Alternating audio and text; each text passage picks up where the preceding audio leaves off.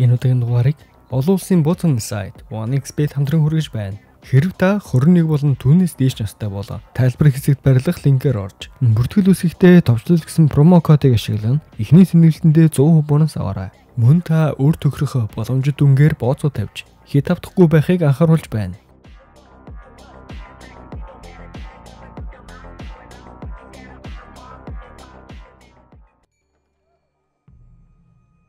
Тайландын хатуу дэглэм хорих газарт нэгэн залуу хүргэлт хийж байгаа залуутай нууцаар зүгдэх төлөвлөгөө ярилцсан. Дараагийн өдөөх дээр шүү гэж түүнд нууцаар мэдээллэн. Тэдний ярилцлагыг хорих газрын гойгод хараад хурд нь ява наана юу хийгээд байна гэж хэлснээр тэрэг төрсэн залуу яваад өгнө. Удалгүй тоолсон цаг нь болж хоригдол ливэж шүн нууцаар ачааны тэрэгний бүхээг рүү орж нуугдан. Тэрэгч хөдөлж шоронгоос авч гарч ирсэн ч байдал буруугаар эргэж тэднийг булшны угсан нүхэнд хийж болсноор вэжж түүнийг ирж гаргах ёстой хамтрагчаа хүлээн шүдэн засаахад нөгөө хамтрагч найзынхаа цогцостой хамт булшинд гацсан байлаа. Өмнөх шөнө цагдаа нар түүний төлөвлөгөөг олж мэдсэн байсан бөгөөд хамтрагч залууг нь нухаад авсан хийсэн энэ юм. Гэвч энэ бүхэн зүгээр л ливэжийн төсөөлөл байх бөгөөд иймэрхүү survival төрлийн кинон дуртай нэг юм.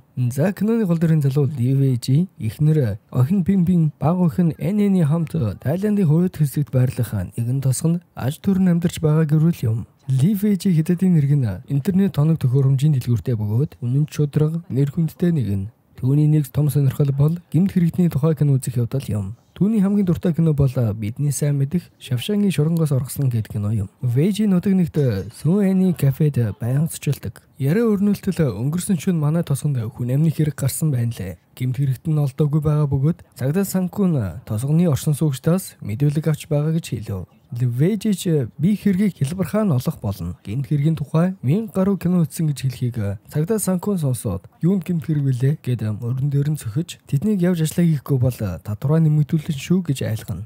Дөрөс солигдож нөгөө хүн амны хэргийг цагдаагийн мөрдөн байцаах газрын дарга Ларон хэргийн сэжигтнээс мэдүүлэг авч байлаа. Сэжигтэн эхлээд тэр өөрөө би найзуудтайгаа байсан. Тэд намайг гэрчилнэ гэж хэлсэн ч цагдаагийн газрын дарга Ларон хэргийг чи үйлдсэн тогтоогцсон. Чи олсыг түүний хүзүүнд уйж сонхоор доош хаяж өрдчилж бэлдсэн. Найзуудтайгаа тоглож байхдаа тамхилах гэж сонхны тагтан дээр гараад олсыг татаж түүнийг хөнөөсөн гэж хэргийн нийсний хэлбэрхаан олов. Дөрөс солигдож вэжийн ажлаа тараад гэртээ ирнэ. Түүнийг ирэхэд эхнэр нь оройн хоол бэлдэж хоёр охины хамт оройн хоолоо идэзгэн. Том охин Пимпин өсвөр насны дээр яваад тул аашны тулам Пимпин сургуулиас нь амралтанд явахаар болсон бөгөөд сургуулиурээс зөвхөн шилдэг сурагчид л явах болсныг нэг нь Пимпин болсон байлаа. Вэжи өхнөө сайн сурч байгаад баярлаж байсан ч кемп рүү явахад нь 6000 багт төлбөр төлж явах ёстойг мэдээд тиймч дуртай биш байна. Хэдий ууралсан ч гэлээ охиныхоо төлбөрийг төлж Пимпин амралтанд явуулнаа.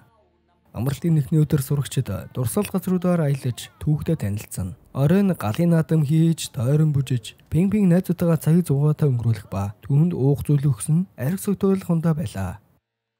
Дөрс солигдож вэжи интернет холболтын ажлаа хийнгээ киногоо үзсээр л нутаг нэгт Сүний кафе сууж байтал мөрдөгч нэг нь хөхрөгчийн аавтай уулзж түүнд мөнгө өгөөд гомдлгүй гэж мэдүүлээ гэж хэлхийг сонсоод юу болсныг асуухад цагдаагийн даргын хүү ангийнхаа хүүхдэд зодтолдож нэг нүдийг нь баргал сохлох төгснөг хэлж хүүгийн аавд нь мөнгө өгөөд гомдлгүй гэж мэдүүлээ гэсэн байна. Мөрдөгч Санкуныг холдож явсны дараа вэжи хүүгийн аав дээр ирээд хавхуулын мөнгө авахгүйгээр хүүхдээ эмнэлэгт үзүүлээд өмжилгээний төлбөрийн тэднийд нэгсэн дээр шүү гэж түүнд зааж өгнө.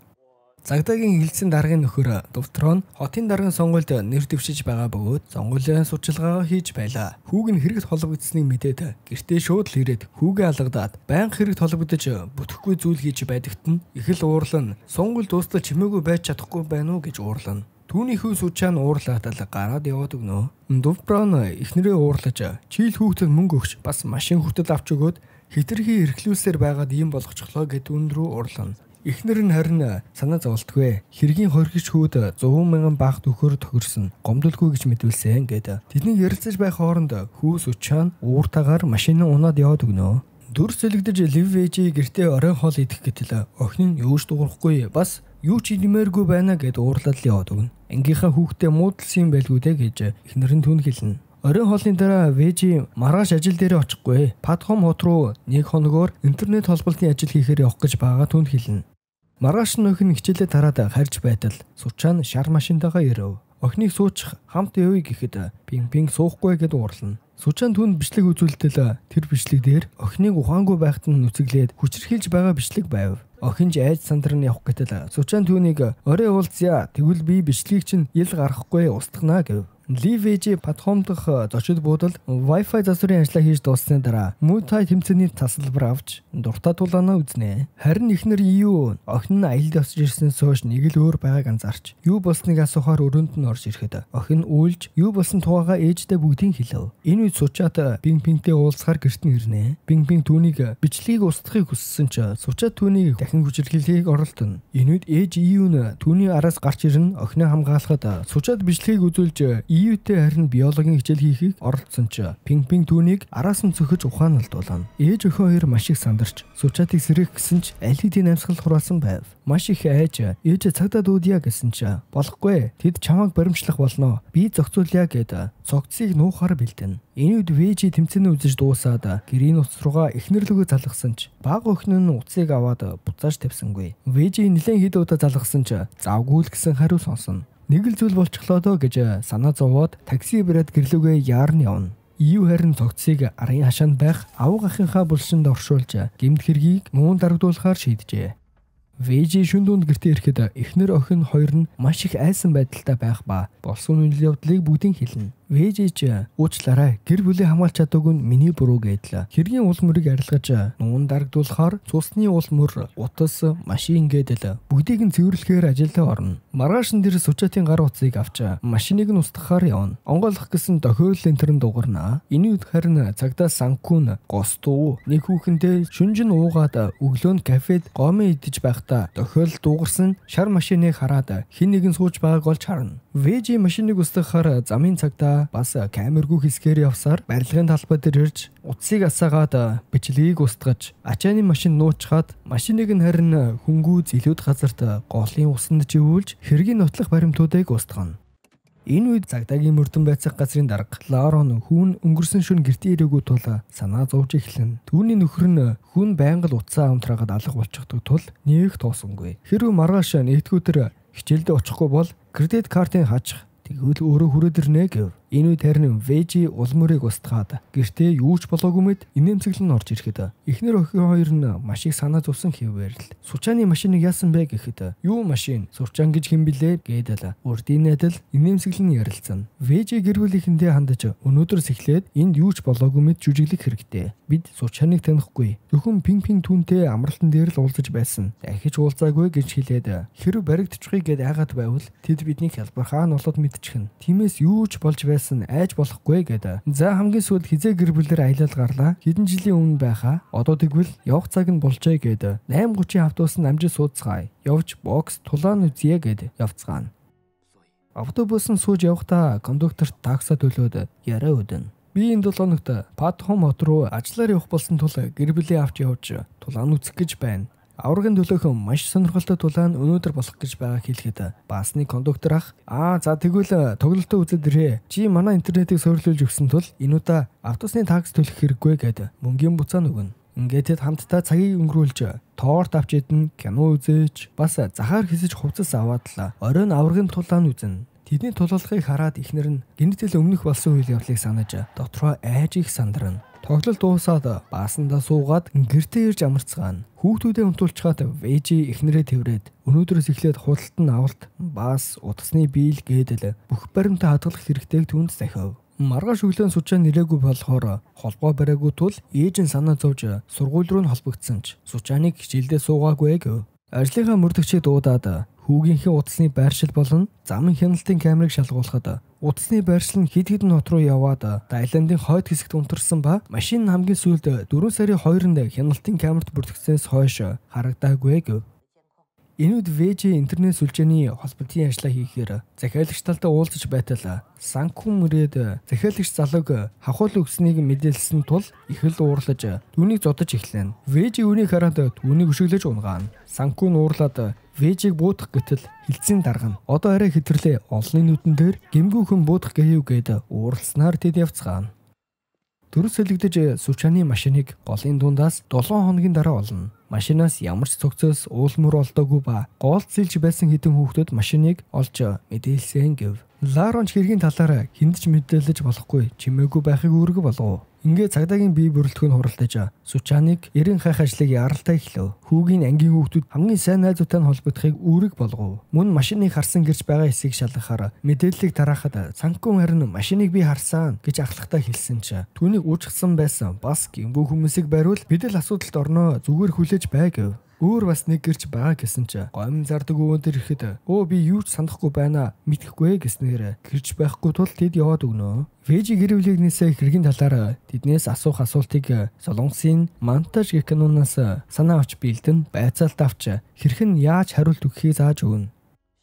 Эхнэр нь ч юм бүтэхгүй бол яана гэдэл айсан хിവэрл. Санкун хилцэн дарагдаа машин Вэжигийн гадна байсан түүнийг очиж шалгая гэхэд би Вэжиг сайн мэдэн тэр бол сайн хүн. Тим зүйл хийх хүн бишээ гэж хэлээд удаагүй байтал цагдаа нар Сучаатыг амралтын газар дээр сургуулийнхаа хоёр охинтой хамт алга болсны нэг нь Вэжигийн охин Пимпин болохыг ангийнхнаас нь олж мэдээд түүнээс байцаалт авахар ирнэ. Цагдаа нар сургууль дээр ирж Пимпингээс байцаалт авсан ч тэр өдөр юу ч болоогүй. Би түүнийг сайн танихгүй гэдгийг хэлэв. Санкумж уурлаж худлаа ярьж байна. Чи Сучаантай хамт байсан мэт гэсэнд Пимпинг үгүй та яг яаж мэдэж байгаа юм? Хэн хэлсэн гээд аавынхан зааж өгснөөр тэднээс ерөөсөө айхгүйгээр итгэлтэйгээр хэлэв.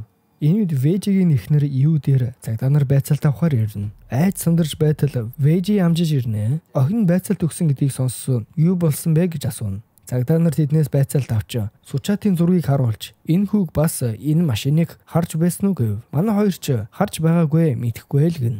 Энэ бол Сучаан цагдаагийн газрын даргын ганц хүү 10 хоногийн өмнө алга болсон. Хамгийн сүүлдээ танай охинтой уулзсан байсан гэв.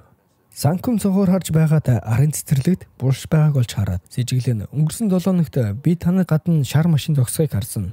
Сучаан энэ байх ёстой гэж хэлээд сэжиглэж эхлэв. Эхнэр юу ч бид нар 2 нь 3-нд гэртээ байгаагүй. Өөр хот руу аялаж явсан гэсэн ч Санкунч баярлаж тоглоом дууссан. Би яг хэдний өдөр гэдгийг хэлээгүй шүү дээ. Өөрсдөө брэд өгчлөө гэхэд Вэжи чангаар инээмсэглэн охин маань бидэнд байцаалт авсан тухай бүгдийг хэлсэн. Тэгээд л бид мэдсэн гэв. Харин ахлах цагта Сучааны машин танай гаднаас хөдөлсөн гэсэн тэр талаар бас 2-3 юу хийж байсныг дэлгэрэнгүй яриач гэж түүнээс асууна. Вэжи ч бид гэртээ байгаагүй. Пацхом хот руу хэдэн өдөр явсан гэв. Тэр өглөө авсан баасны билетээ үзүүлнэ. Хэрэг идэхгүй байгаа бол уулзсан хүмүүсээ бүгдийг нэрлэж болно гэд бүгдийнх нь нэрийг хэлж тэд гэрчилнэ гэснээр цагдаа нар явцгаав. Оройн Вэжи юуж болоогүй мэт хоолоо идэхэд эхнэр охин хоёр нь хэргийн талаар бодон санаа зовсоор л. Вэжи гэр бүлийнхэндээ тэдний дахиж ирж байцаалт авах болно бэлтгэлтэй байхыг сануулв. Вэжи Сүүэний хоолны газарт хооллож байтал Санкум Сүүэнтэй хэргийн талаар ярилцаж Сучаатын машинаас суудал дээр нь Сучааны биш өөр хүний ус олдсон хэлв. Энэ үед харин Вэжигийн урдаас цагдаагийн газрын дарга Лорон хараад түүнийг сэжиглэн анхааралтай хараад сууж байдгийн. Түүнийг айж байгааг хараад Ларан түүнийг баримтлахыг үүрэг болгов. Цагдаа нарт түүнийг баримтлан гэртэн нэршлиг үзлэг шалгалт хийн. Гэр бүлийнхнийг нь тус тусад нь камерт оруул байцаалт авна. Бүгд л яг л ижилхэн тэр өдөр амралтаар явж байсныг нэг ч үг зөрөхгүй ярина. Цагдаа нарт тэднийг байцаалт өгөхийг ажиглан сууцгаана. Тэднийг барьж байцаалт авч байгааг нутгийн нууршин суугчид өргүүцэн цагдаагийн газрын гадаа эсэргүүцэл илэрхийлнэ. Лорен тэднийг сэжиглсээр Санкуны хэлснээр бол машин тэдний гадна байсан. Бас тэд бүх зүйлийг сайн санаж байгаа нь мөн хоолны газар өсний талаар ярихад царай нүрслэгдэж айж байсан тул түүнийг л сэжиглэнэ. Лорен тэднийг суллаж явуулна. Тэднийг ажиглаж бай. Удахгүй дахин байцаалт авах болохоо мэдэгдэнэ. Вэжи ихнэртэй энэ зөвхөн эхлэл төвчээртэй байхыг анхааруулв. Лорен ч түүнийг ажигласаар л. Вэжигийн эргэн тойрны хүмүүс бас тэр өдөр уулзсан гих гэрчүүдийг баасны жолооч, тордны худалдагч, ундаа худалдаалдаг хүүгээд интернетээ засуулсан буудлын эзэн гэдэл бүгдийг нь дуудаж нэг нэгээр нь байцаалт авна. Бүгд л тэр өдөр Вэжитэй уулзсан гэд санаж байлаа. Хилцийн ахлагч гэрчүүдийн хэлсэн бүгд таарч байна. Тэр буруугүй байхаа гэсэнд Лорен тийм байна. Гэхдээ түүний нүд нь худлаа хэлэхгүй. Би буруу бодоогүй байх гэж өөртөө итгэлтэй байна. Кинолтын камерын бичлэгүүдийг шалгасан ч бүгд л тэдний хэлсэнтэй яг л таарч байлаа. Цагдаагийн газрын дарга Лоренны нөхөр хотын захирагчийн сонгуульд өрсөлдөж байгаа тул түүн рүү залгаад хэрэгт холбогдлгүй хүмүүсийг байцааж шалгаж байгаа чинь сонгуулийн ажилд муугар нөлөөлөл байна гэд уцаа таслана. Түүнд хотын даргаар сонгогдох нь л чухал мэт.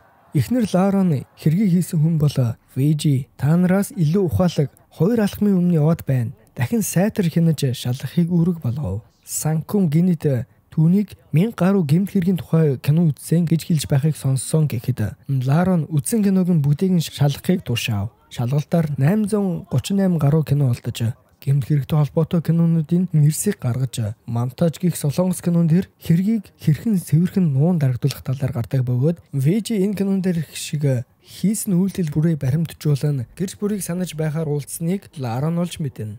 Гинэт Сучааны ангийн найз нь шалгалтаа дуусгаад ирнэ. Ларон түүнээс цусtan дээр юу болсон талаар асуухад болсон бүх зүйлийг хэлж Сучаат Вэжигийн охиныг хүчирхийлж байгаа бичлэгийг түүнд үзүүлнэ. Ларон маш их уурлаж тэднийг бүгдийн барихыг үүрэг болгоно. Цагдаа нарч ирж Вэжи болон гэр бүлийнхнийг хилтэсээр авч ирнэ. Дахин байцаалд авч бид бүгд үзсэн. Миний хүү хаана байна хэлэхгүй бол би бичлэгийг чинь нийтлэх болно шүү гэж сүрдүүлв. Ларон ч санкунд үүрэг болгоод ямар ч үнээр хамаагүй үннийг олж мэдгээд үүнд эрх мэдлийг өгөв. Ларон хамгийн бага охин энэнийг уулж байгааг хараад охиныг нь өрөөндөө оруулж ирээд хэрвээ үннийг хэлэхгүй бол аав ээж хоёр чинь маш их өвдөх болно шүү гэж охин руу арилна. Охин ч харсан бүхнээ хэлсэн бололтой Вэжигийн гэрийн ард цэцэрлэгт байх булшнуудыг шалгаж эхлэв. Энүүд хэвлэл мэдээллийнх нь нутгийн оршин суугчид хотын даргад нэр дэвшиж байгаа Дупрон бас ирнэ. Тэд саяхан ухсан булшийг олж малтан гаргасан хэдий ч дотор нь хүүгийн цогцос биш үхс нь ямааны цогцос байлаа. Вэжигийн эхнэр Ию маш их айж ингээд баригдчихлаа гэж бодсон ч цогцос байхгүй байгааг хараад их гайхна. Манай Вэжи эхнэртэй хэлэлгүй аль хэдийн цогцыг өөр газар руу зүүлсэн болж таарав.